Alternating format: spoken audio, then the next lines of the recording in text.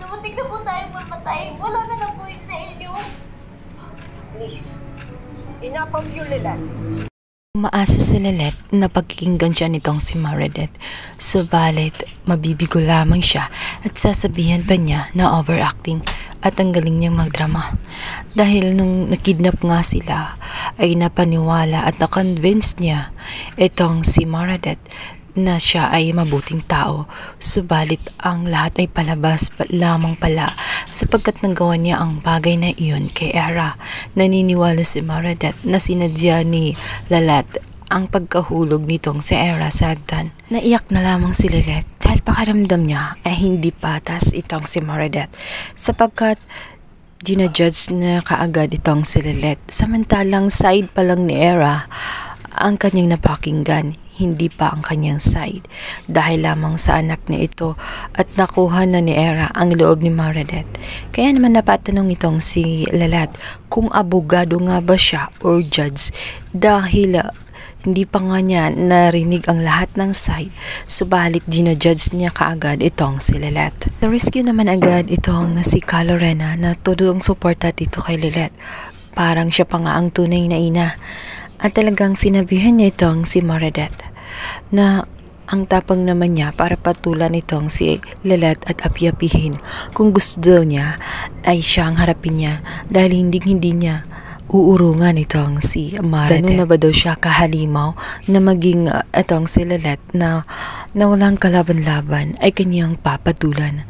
Pues siya umano ang harapin nito dahil hindi niya uurungan itong si Meredith. Hindi na rin siya magtataka kung bakit nagagawa niya ang mga bagay na iyon dahil mahilig umano siyang manira ng ibang tao. Kagaya na lamang ng ginawa niya few years ago kung saan tinangka niyang paghiwalayin itong si Constantino at itong si Calorena.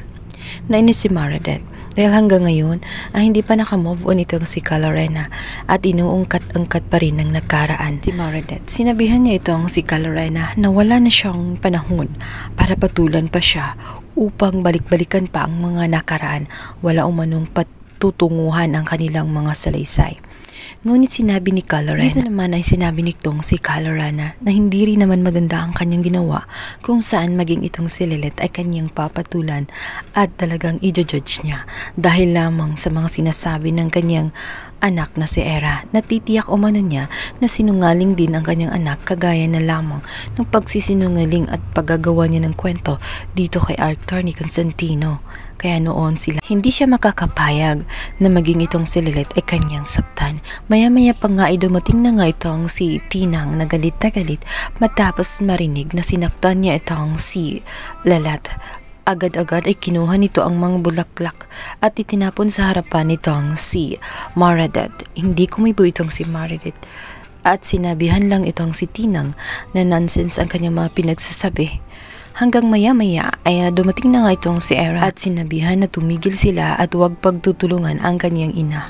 Nagulat si Meredith dahil nasaksihan niya nakatayo si Era. Maya-maya pa nga ay nag-imot itong si Era na masakit pa rin ang kanyang mga paa. Ngunit ang lahat ay palabas.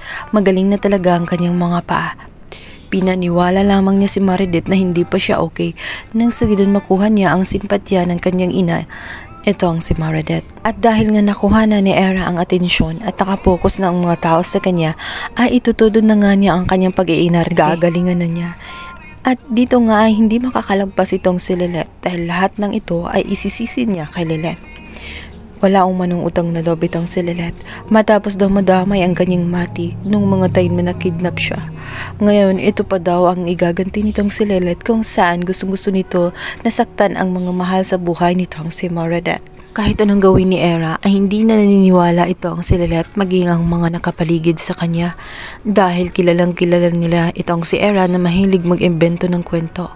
Maraming beses na itong nagsinungaling kung kaya't hindi naniniwala si Lilet sa kanyang mga pinagsasabi at ang alam niya ang katotohanan na wala siyang ginagawang masama dito kay Era. Ginawa lamang niya ang bagay na iyon upang maligtas siya kay Sally. Sa kabilang banda, dito naman ay magtataka ang inanga nitong si Era kung saan bakit siya nakakalakat. Science na ba ito? na gagaling na nga siya ng tuluyan at bakit naman bigla din siyang nanghihina. Ang hindi alam nitong si Meredith ay inuuto lamang siya nitong si Era dahil sa katotohanan na talagang talo naman siya, lalo pat nalaman ni Era na anak pala itong si Lilette kung kaya't hindi niya bibigyan ng chance na magkabati at magkaayos or malaman nila na mag-ina silang dalawa.